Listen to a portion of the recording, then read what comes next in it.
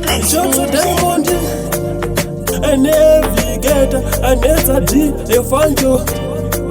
a boss gala, already piraya jausupu, Gorismako, Siswa, Kuchigoro, Master Guru, Arikuti Bikaidoro, and Dr. Mangwana, eat a better tomorrow, Kuitipati, Jodawanwakuru, Zakudaku, Batati, Kuna Okunda, Awanwakuru, Musa, Disia, Mugadisia, Siswana, Zodifira, Fancho.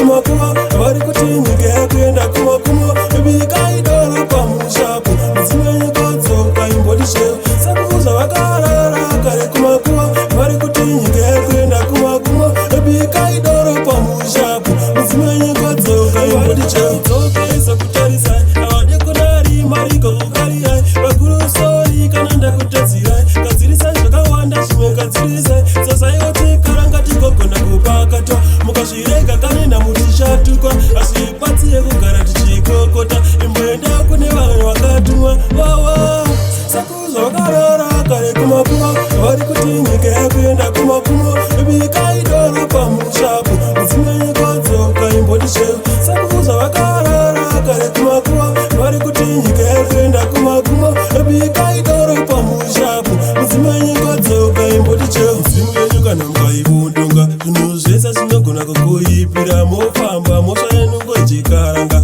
mazvinzorese kujikatunga igore repiranja jausupu kugorisi pako sisiva kuchigoro mazitetekuru ari kuti bikaidoro hanzi ndekuti mangwana ite beta tomoro wawa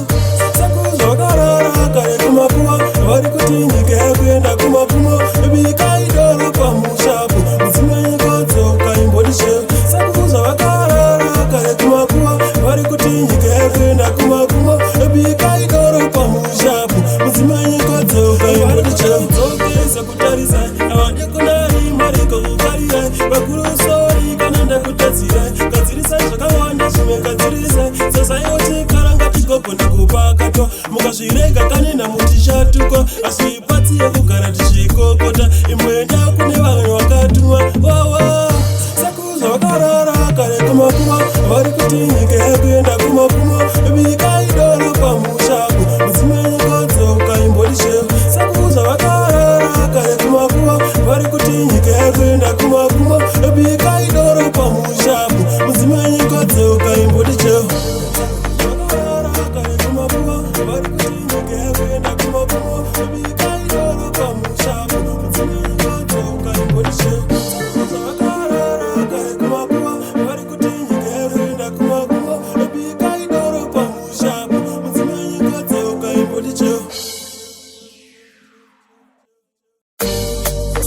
Johnson Diamond,